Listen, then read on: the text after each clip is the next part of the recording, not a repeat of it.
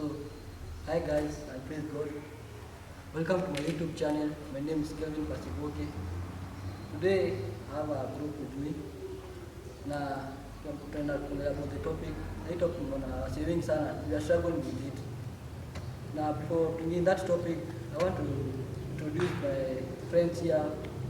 At least we'll introduce so that in a same page. So with me, I have two people here. One is my mentor, who's been there for a long time. Another one is my friend. To come up with this topic, tutakuja discuss na tuone vitu hapo tukisaidiana. So on my left side, what I do this, for example, on my left side, tuone then for the start the discussion together. Welcome. Hi guys, and how are you? It is nice to be hosted on this channel by Kevin, and my name is Teacher Teresa, and we'll be walking together through this talk this day. Let's see what we can learn from each other. Okay, hi guys. So I'm happy to be in Kevin's YouTube channel, and we welcome you all so that you come and listen to the topic we're going to handle. And I'm Blessed Sheila from Narrow County, but currently working in Nakuru City. So welcome guys. So, thank you, welcome. So the topic of today, we are going to talk about the relationship between the girl child and the girl child and boy child. So tuone this time kwa tuko mayouth, hizi love inanoga sana, watu wengi sana wanateseka na love. Most of the time kuna cheating mingi, kuna heartbreaks, wengine wanataka kupigana juu ya nini. So leo tutataka kuongelea na Shatiza tuona this like na this case as a youth now, tunaona relationship saizi how tunaweza fanya ndio hii at least hii changamoto ya cheating. This cheating tunaona according to my research kama tulikuwa tunasema na boys wana cheat sana kuliko maboys. Sasa hivi unaona saizi hata hakuna mtu hata tuko confused. Sio unapata wengine ni girls wana cheat, unapata sengine girls wengine wana cheat sana kuliko maboys. What about in I think one of the things we must agree ni kwamba the world runs on principles. If anything will work or not work is dependent, inategemea na kama watu watafuata kanuni ambazo zinaelekeza mambo yale, na hiyo ina apply kwa mambo yote including kwa relationships. So kuna principles za relationships, zikifuatwa relationships will work, zisipofuatwa relationships will not work. Whether it is the boys who are cheating more than the girls, or it is the girls who are cheating more than the boys, cheating has no gender. It is individuals who cheat. So, ukisema about the principles, what are these principles? Hizi principles ni kama gani? Ndio ukisema principle ati tuadwa. Tukifuata hizo principles, tumeongea kuhusu principles. What are these principles? Hizi principles ni kama gani? When it comes to issues of relationships, yeah. When it comes to issues of relationships, kuna mambo kadhaa, kuna kanuni kadhaa ambazo ni za muhimu sana. Na wakati mwingi watu wakiongea kuhusu mapenzi, watu hufikiria mapenzi ni hisia peke yake.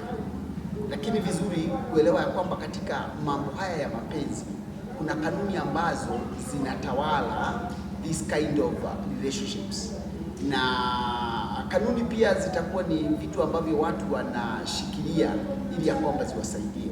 Mojawapo ya mambo ambayo ni ya muhimu sana tunapoongea kuhusu mapenzi ni kuelewa kanuni ya mapenzi. Kanuni ya mapenzi ni ipi?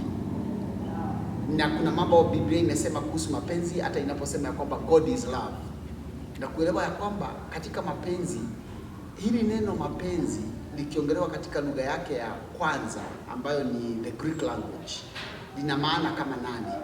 Na nafikiri sisi ambayo tunaongelelea ni hii ambayo ni ya the opposite sex, which is called erotic love. Na as Christians kuna kanuni kadhaa, and let me outline one or two. Moja ni kwamba tujue Mungu wa mapenzi ana expect mambo yapi, ni what would constitute godly love, whether iwe ni kati ya mvulana na msichana, ama iwe ni kati ya mume na mume, ama iwe ni kati ya watoto na wazazi wao. What would constitute that? Hiyo ni ya muhimu sana, na kuna kanuni, kuna vitu Mungu ameweka na kuelezea. Jambo la pili ambalo ni la muhimu sana kuelewa ni je, kuna uwezekano wa mtu hata ukiwa, even when you are very committed, is there a possibility ya kwamba huyu mtu mwingine anaweza kukosa commitment? So there is the principle of we call it the adversity, the principle of adversity. Principle of adversity ni kujua ya kwamba hata wewe ukiwa you are very good, you have no control over other people. Hiyo itasaidia watu kujitayarisha, kupreempt disappointment. Kwa sababu disappointment ndio inamaliza watu. The reason mtu atatoka hapa achukue panga akaue mwingine ni kwa sababu amekuwa disappointed. The reason mtu ataacha shule kwa sababu aliachwa ni kukuwa disappointed. So, disappointment, people must understand adversity, preparing for the worst case scenario, because it's a reality of our time. Thirdly, the other principle that people need to understand katika mapenzi, especially Christians, ni kwamba Paul warns that people should not defraud each other. Ya kwamba Biblia, wakati umemchukua mtu na umemtendea mabaya, umemwacha, umevunja moyo wake, maandiko yanaita fraud. Fraud ni si ufisadi. Fraud ina neno lake la Kiswahili, si I cannot that. But to defraud someone is to take advantage, to present what you are not to deliver what you promised. That is fraud. Biblia inasema hivyo, na inasema Mungu atawadhibishia hao wanaofanya hivyo. So those are some of the things we must understand. We must, number one, we must understand what love is according to the Bible. Number two, it is important to be prepared for disappointment. And number three, to know that those who go out of their way to disappoint others, God is on your case. Wow. What about you, Shida? Nini mambo ya nini love? Tunachukulia nini? Mwingia kwa shatiza na kutuambia. What about you? Okay. According to me, mambo na love. Yeah. Love kweli is in the Bible. But kwa generation yenye tuko saa hizi, love imepelekwa kiwango kingine ambao haimpendezi Mungu. Even Christians right now, they are cheating. They are mostly cheating. So unaona boy hapo hivi anamkatia huyo dem ama anamuongelesha, akishaingia box anaenda anatafuta mtu mwingine huko, ama tena a lady tena anaenda kutafuta mtu mwingine kando. So hizo ndo tunaita mipango za kando. And kwa a Christian tunaambiwa anafaa kuwa faithful or trustworthy to huyo mmoja mwenye ako nayo. So venye tunaona saa hii in the generation that we are right now, we can say about love, wame grow love venye si, it's not can say meaningful. Yeah. So, nisikie hiyo. Another thing that watu wengi sana wanajiuliza maswali. Shatiza. Which is the right time to start dating? The right time, ama the right age to start dating? That's a very tricky question. But I would answer that question not with a number, but with a principle as well. Yeah. The right time to start dating is when someone is ready for the responsibilities of dating and the consequences that can come with dating. That would be the right age. So not giving a time frame. Because if I say 22, what happens to someone who is 19 and they want to get married? If I say 25, what happens to someone who is 22 and they have already cleared college and they want to get married? The issue is not age. The issue should be maturity and preparation. That you must get to a place where you are ready for the responsibilities of dating. Because dating is not a game. If you're dating or you call it courtship, I have had a lot of discussion between those words, dating and courtship. And basically whether you call it dating or you call it courtship or you call it kukatania, it is that time between when you meet and when you get married. So whatever you call that time is shauri yako. So that time, you should only get into a relationship when you are ready for the responsibilities and consequences. And let me tell this generation, psychologists are now saying, a few years ago, the full age maturity of the brain of a human being used to be 22. Now it is 25. So by 25, your brain is not completely matured. You might be too young to date. But that is not a principle. Hayo ni maoni yangu. Lakini, uwe tayari. Be ready for the responsibilities and be ready for the consequences. What are we talking about responsibilities? Is that you should be able to be responsible of the actions that happen. You should be able to be responsible of if there are going to be bills, if there are going to be dates that have to be gone to, if there is time to be kept, you must be responsible.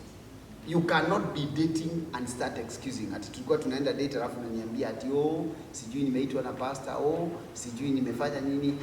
Responsibility, which now goes with commitment. And then be ready also for the consequences. Ya kwamba kitu kikitokea katika that relationship, you can either be able to move on or you can be able to patch up. So, and that calls for a lot of maturity, and that's what many are lacking. Now about the maturity. Yes. How about if wanashindana na kitu 10 years and they want to get married? Now you want to ask about the age difference. Yeah. Are you asking what age difference is good? Yeah. Why are you guys tricking me to talk about years now? Because you want to know, and most of the people want to know about the age. The difference. I will start by saying this, that there is a common adage, there is a common saying that age is nothing but a number. Very nice saying. But also allow me to say, there is what we might call an allowable age gap. And that age gap should be dictated by what we call an age group. Ya kwamba, you get into marriage with someone from your age set. Mtu ambaye munaelewa mambo the same, mtu ambaye you can share things. That does not mean you cannot get married to an older person. But if you're going to get married to someone who is older than you, there are challenges. Because sasa okay, nyinyi watu mlifanya Blossoms of the Savannah. Sasa unataka kwenda kudate mtu alifanya Romeo and Juliet, hiyo hata hamjui ni nini. Nyinyi ni wazee mnasikia mambo ya Azimio na UDA. Unataka kwenda kudate mtu alikuwa wakadi, hamjui. Among the Kikuyu nimesikia tukiitwa tumaumau. That you are a girl and you want to date a mzee as old as the freedom fighting in this country. There is a problem. But it is also important for us to understand ya kwamba marriage has so many components. It's not just about, like many will look at it, it's not just sexual, it is not just economic, it is not just about the children.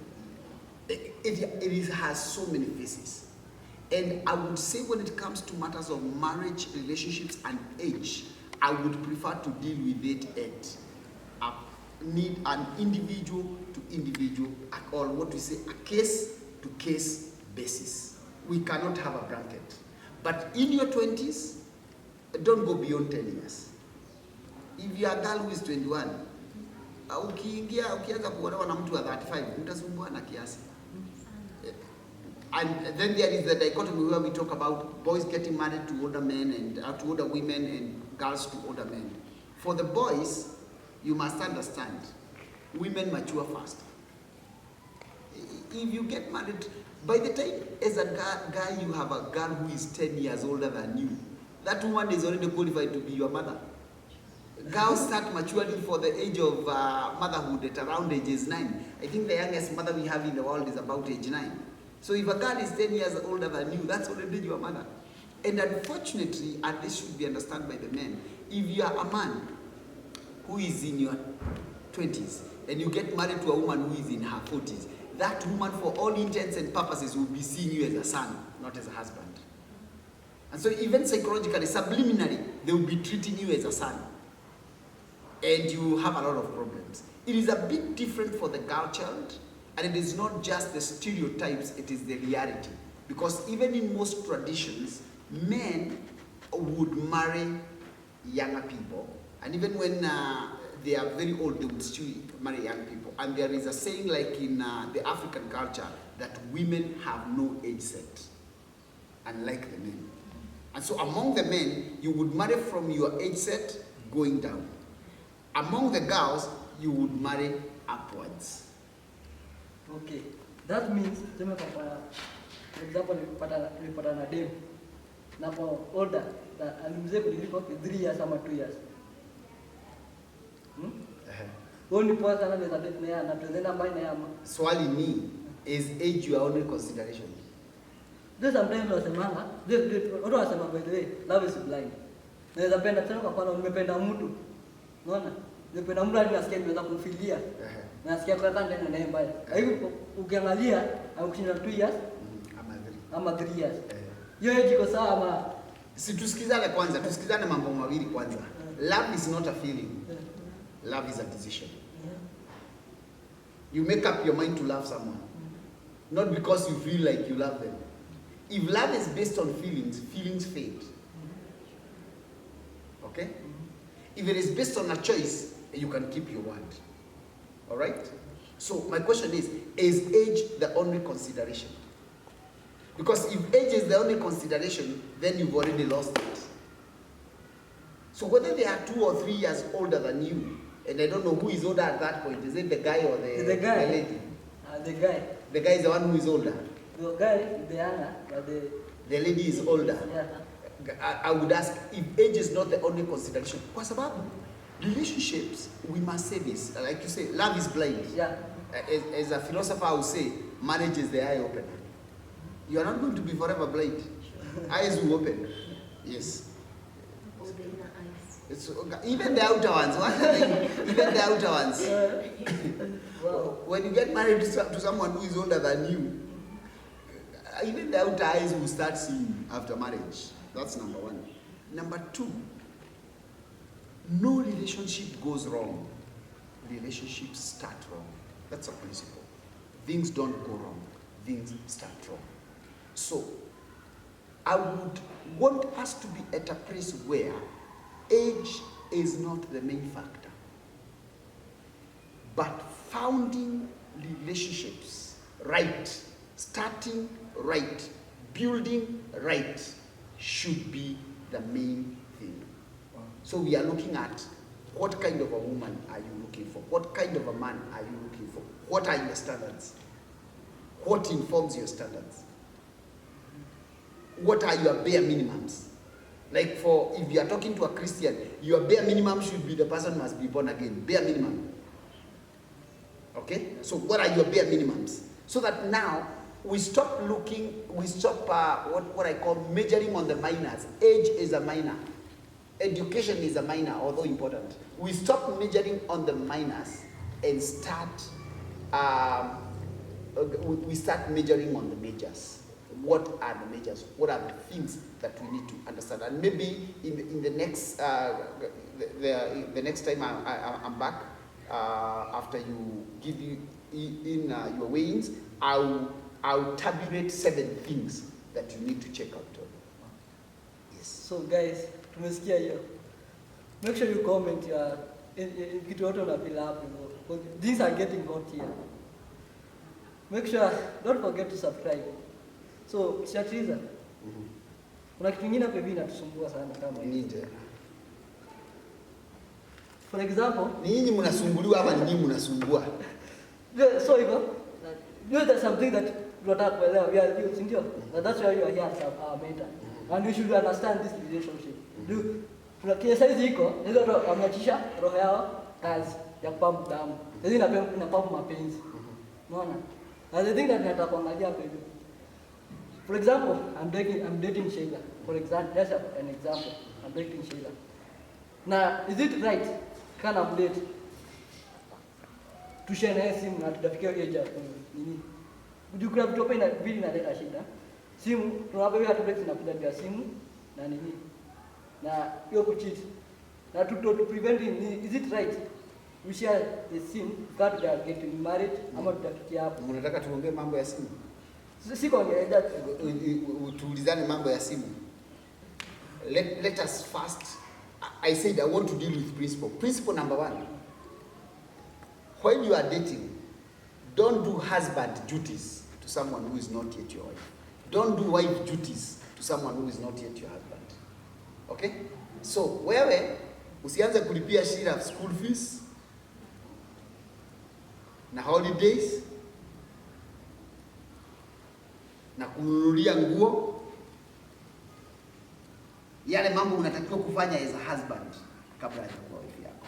Na wewe usianze kwenda kwake kuosha, kumpikia, kulala huko, mambo ambayo yanafanywa na wife.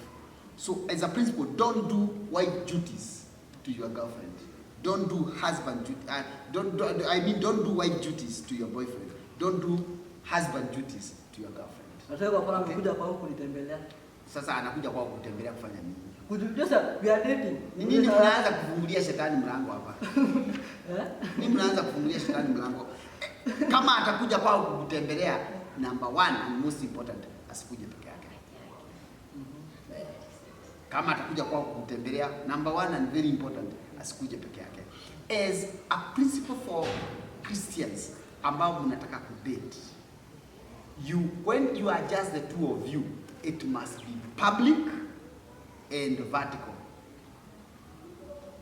Okay? Mko kwa public, mko mahali macho yote ya wanawaona, mko mahali hapa hajajificha, kwa sababu dhambi ina environment yake. Na kuna environment dhambi haiwezi tokea. Kuna environment majaribu haiwezi pata opportunity ya kudevelop. Okay? Simu. Whether umeoa ama hujaoa, simu ya mwenzako achana nayo. Unauliza simu yake nini? Kwa sababu ya mambo mawili. Number one, ukiingia kwa hii simu kutafuta shida utaipata. Huwezi kosa makosa kwa hii simu ukitaka kutafuta hata ya pasta. Kwa sababu mimi sina control na wale watu wataniandikia. Sasa kama hii yangu, it's like a public booth. Everybody has this number. I get messages from all kinds of people. So if you become my wife and you want to have it, then ukue unafungua na unaangalia ni akina nani waliniandikia, utakuwa na shida mingi, hata utaweza pata heart attack. Na unaweza kuingia kwa majaribu ya kuanza kujibu jumbe hazipo. So simu, kila mtu akae na simu yake. Na hiyo itatusave a lot of trouble. Na watu waache kusema ati mambo ya trust na nini. Kila mtu akae na simu yake. Lakini nyinyi wawili mkisikizana ya kwamba you can share phones, ni sawa. Lakini kwa hii dunia nitakwambia, if you have not matured to a place where you trust each other, some of these things will just bring you trouble. Wachana na simu ya mwenzako kabisa. Okay? Wachana nayo kabisa. Kila mtu akae na simu yake. Alinunua simu ikiwa yake, ni yeye anaweka credit. Kila mtu akae na simu yake. So umesema kwa kurudisha nyuma kidogo, umesema if you are dating, hatufai kuja kwenda kwenye. Na kana kuja kwangu anakuja na rafiki yake. Na kama mimi naenda kwake naenda na one of my friends. Yes. Kuna watu wengine wanasema anakuja kwangu ili ni test kwa wife material. Anakuja nioshe nyumba, anioshe vyombo, anipikie. Ndio nione kama anaweza kuwa wife material. So nani amesema hivyo? Ni yeye anakuja ama wewe unataka kuona? Mimi sio kama this is the question that nimepata na watu wengi. Na watu wengi wanasema mimi nataka girlfriend yangu at least nione kama huyu anajua kupika ama anaweza kuwa wife material. Is it right ama? Yaani wewe umekaa huko umeangalia, umeona the only place unaweza kumfanyia testing ya wife material ni kwako. You see? Akuja for example akuja nipikie. Ndio nasema aje? Wewe umeangalia ukaona the only place anaweza pika ujue kama anaweza pika ni kwako. Yeah. The only place anaweza osha ujue kama anajua kuosha ni kwako. Yeah. Kwa mjinga. Sasa one of the things we should do, and we advise this when it comes to dating. Get for forums of interacting with that person. Okay? Msichana ambaye ni active, mkiwa kwa mikutano za youth, mkienda out, you will be able to know. Msichana ambaye anapenda kuserve, ukiangalia mkiwa kwa mikutano, let me talk about the church setting. Mkienda kwa outings za youth, mkiwa kwa service, mkiwa kwa hizo mikutano za youth, maradi na nini, you are able to observe a number of things if you are observant. Okay? Kama unataka kujua kama anajua kupika, enda kwa mama yake. Ama umuinvite kwa mama yako. ama uorganize na pastor wako ama best yako mwingine, ikuwe na kapati na ikuwe ni yeye anapika, lakini usimlete kwako ati unataka kutest. Kama anajua kupika, asikuja kuosha nguo zako, si uangalie zake kama ziko na uchafu. Ni wife material anataka kutest. Sasa kwani unatestia kwako? You see, that is a lie that many are buying into. Now what it does in it, Paul warns, do not give the devil a foothold. But when you start bringing the sister you want to marry into your house, you are welcoming temptation, you are setting yourself up. So umesema in that point umesema tunataka kwanza kutest. Tunataka date naye for 6 months. For 6 months. Whether before kuja kwa hiyo swali, how long should we date so that we can get into marriage? Ndio mtaambiana. It depends, basically depends on two things. Number one, how long have you known each other? Mnajuana how far? Okay? Number two, inategemea na how convicted you are. Now that there I speak like a Christian, how convicted are you about this other person? Na si kielele ya mtu kusema number one, kwanza mtu akikuja akwambia ati Mungu alimwambia, mwambie apige post na wewe ngoje uambiwe na Mungu. Mungu kwambia aliota, mwambie aende kwanza ngoje na wewe ulale wote. So those should not be grounds. Okay? Guys, do the hard work, convince the girls to marry you. Wacheni kutafuta Mungu kama shortcut. Do the hard work. Okay, here comes another question. Hapo hivi kwenye unaongea. Umesema labda ameongeleshwa na Mungu kuwa huyu dada atakuwa ama utamuoa. Then can someone pray alafu Mungu aonyeshe more than 2 men ama 3 akwambie kwa hao watatu ni mmoja utawachagua wa kuoa? Mungu akwambie hivyo? Kwani Mungu ni Kenya National Examination Council anakupatia choices? Because nilikuwa nimesikia mahali. Hizo ni porojo za watu. Hizo ni porojo za watu. Na hata nikwambie, God is also very careful who he introduces to you, and he's a God of, and he's very careful. Alipelekea jamaa mmoja anaitwa Adam mke. Wapati kiliumana, Adam alimwambia Mungu, ni mwanamke uliniletea. So ukisoma in Proverbs, Biblia inasema he who finds a wife, mwanaume toka enda ukatafute. So hii ya kusema uliambiwa na Mungu, it must be accompanied by other things. Not just coming telling us hapa Mungu alikuambia, and you need to work on it. Actually, if God has spoken to you, you don't need to tell the girl that God spoke to you. You don't need to tell the boy God spoke to you. You allow it to manifest. Yes. Wow. Kwa sababu, if you're going to tell someone God, imagine like now if I'm a pastor, na ni mshirika wa kanisa, nimwambie Mungu ameniambia. You know what I'm doing? I'm taking advantage of that person because they believe me. If you are a youth leader and you tell someone in the youth group, Mungu amekwambia, you are taking advantage of them because they believe you. You are an authority. Okay? So that's coercion. You are denying the other person the right to either accept or refuse. So if God has told you, no, God has told you, count on God to keep his word. But be human. Go to the other person, ask them. You had asked, how long should we date? Yeah, that was my question. Hata hiyo haina marking scheme. Hii dunia by the way iko vitu mingi sana haina marking scheme. Me, I know people who met and married the same day. Right. And they've been together for 30 years. But they were not born again, of course. Okay? I know a born again preacher, a very renowned preacher in the whole world, who met someone and they got married within 3 months. Out in Wazungu, South Africa. Okay? I know people who have dated for 6 years. Na wakawana wakaachana. So number one, the length of your dating does not give you any more advantage than people who date short. A relationship has to be worked on. But as a matter of advice, we say dating should not, that time, the courtship or the dating, tangu muonane na mmeambiana mnataka kuoana, it should not be less than 6 months, especially in our setting. So within 6 months, you are able at least to work around, if you are in the church, you are able to work around letting your parents know, letting the church know, and preparing for the marriage, for the wedding that is. And again, we usually say it should not exceed 2 years. If it exceeds 2 years, and there is no reason. It can exit 2 years, maybe if you guys are in college and you have decided you first want to career, or you have met after college and one of you has decided they first want to do their masters, it can go beyond 2 years. But if both of you are ready to get married, mnagojea miaka mbili before. So it should not be shorter than 6 months, might be too short. This gives yourself some time to know people, okay? Wacheni haraka kubwa. But then again, longer than 2 years, miaka mbili si mnatakiwa mmeoana na mtoto amezaliwa. Sasa tena hiyo imerefuka sana. Just guiding parameters. Those are not rules, because every relationship has its own dynamics. Now in this time and age, watu wengine, and for those of you who are dating online, the time you online does not count in the months I've just said. Meet people. Nyinyi wacheni mambo ya kukutana online. Ati mlikutana wapi? Sijui mlikutana wapi? Sasa mmekutana mnataka kuoana. Mko na mchezo. These things are physical. There is not going to be an online marriage.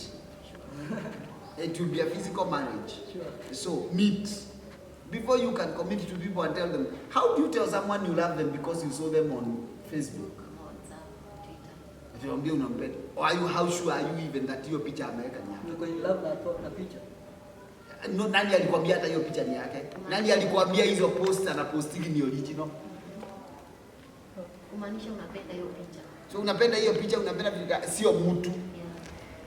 The purpose of dating or courtship or whatever I said you want to call it, inakuaga knowing the person. Number 2, and very importantly, musija hii mambo ya ati umekutana na mtu na mmeambiana mnataka kuoana na hata hamjuani is very dangerous. Kwa sababu immediately Kevin, you tell Sheila you want to marry her. Sheila puts on her best person, the one she wants you to see. Okay? But when you are just friends, she will be herself.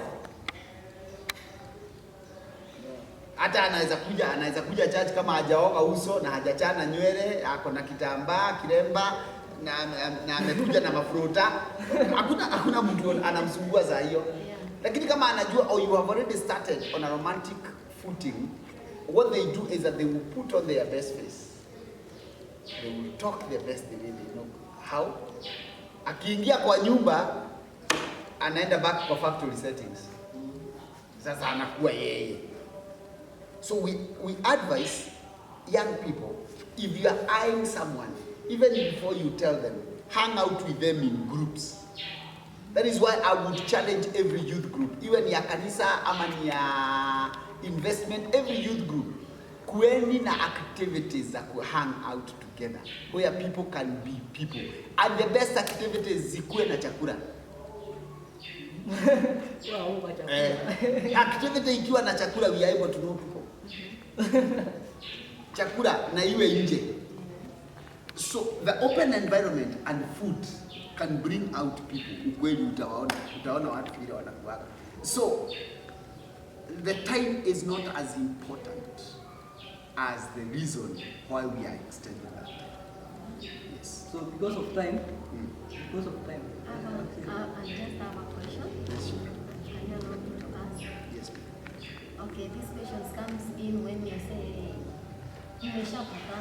umeshapatana kweli, then they want to go, hiyo inaitwa show up ama, then wanaenda kufika kwa wazazi, labda mzazi wa Jena ama Lady anaambia si huyo, na mshapendana for tuseme like 6 months, then mzazi anakuambia si huyo, tunataka mwingine.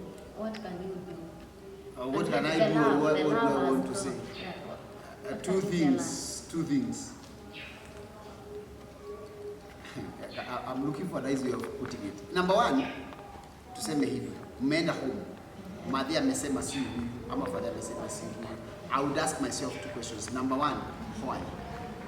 Okay? Number 2, ni nani anaoa? And I know it's controversial, but I want to balance it out and say this. Sometimes, parents, because not very many parents are malicious, parents might have a reason of saying that. I would propose, if you have a learning with your parents about a lady or a boy, sit back a bit. Get somebody older than you. go sit down with your parents. Go through it. Why? So if there are not tribal biases and hatukutaka watu warefu, hatukutaka Mjaluo, hatukutaka msichana anakaa kama Shira, anakaa kama Kuragi. If there are not just those stereotypical biases, if there is something else your parents know. So that's why I've said, get somebody mature. Mwenye wanaweza respect. Enda na yeye kati na mniambie, Kevin waambie madhe ulisema hutaki Shira. Yes. Tell me why. Okay? That is very important. Because sometimes your parents know things you do not know. I tell the people I mentor, if you want to date someone, bring them to me. If I sit down with them for 30 minutes, I'll tell you if they are thugs or they are good people. We have seen things. Parents have seen things. There are things parents know that young people do not know. But then the second question was, who is getting married? Even when your parents don't like the person you are getting married to, it is still you who get married. The final decision is still yours. The final decision is still yours. And even when you marry them, they are not going to live with your parents. Okay? And I know we have had issues when young men have gotten married and their parents don't want it to happen, and then they have issues. But, and that's why I've said, number one, get someone mature to have your parents explain.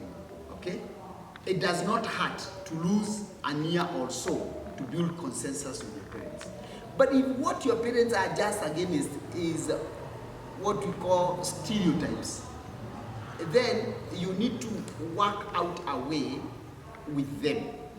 But I also say this, if it is God established, you will get away. Okay? Because it is God who said honor your father and your mother. God will create a way. And sometimes it might not happen as fast. You might actually end up getting married without their consent, and then they follow up. That we cannot have a bracket. But I would say, if your parents have reservation, and not just your parents, even your friends. Tusidanganyane, naweza kuwa nataka Shira. Sikia Shira. Naweza kuwa nakutaka na huyu kuna kitu anajua yenye sijui kuhusu. Okay? Nani akaniangalia nione hapa anaingia kwa moto. Allow me to say this. If you have genuine friends, introduce them to the people you are dating. Okay? Hata unaweza kuwa umeenda college, umekutana na Shira, unakuja na yeye huku, unakuja kumintroduce kwa best yake, kumbe best yako ni cousin yake.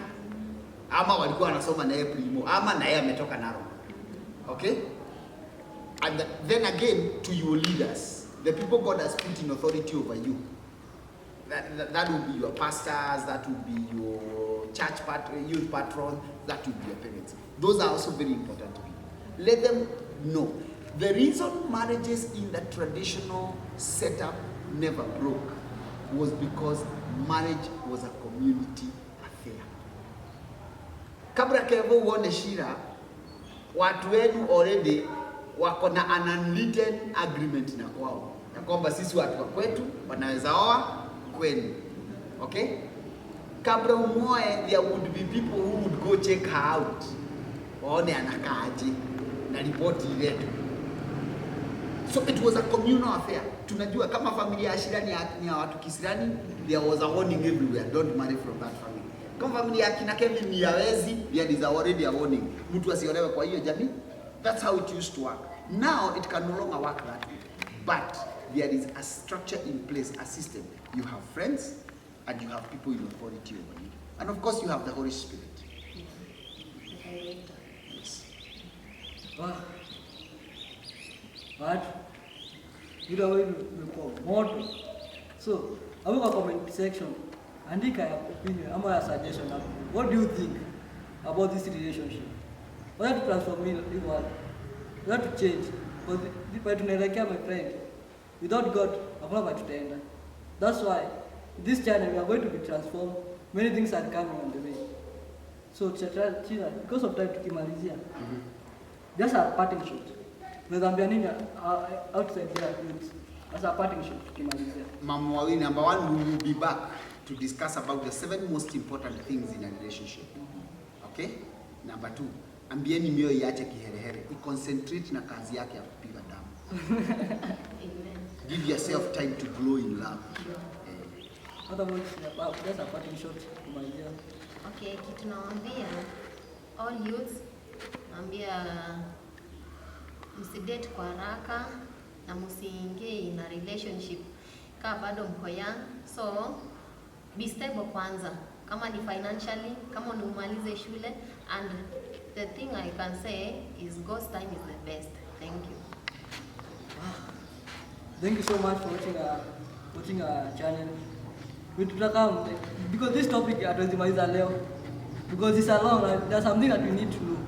So don't forget to subscribe, to share and comment, and follow me on my Instagram page, Kelvin Passyvoke, Facebook, Kelvin Passyvoke, and may God bless you so much. Wacha tuzidi, and don't forget to subscribe, to share and comment. May God bless you. Mungu awabariki sana.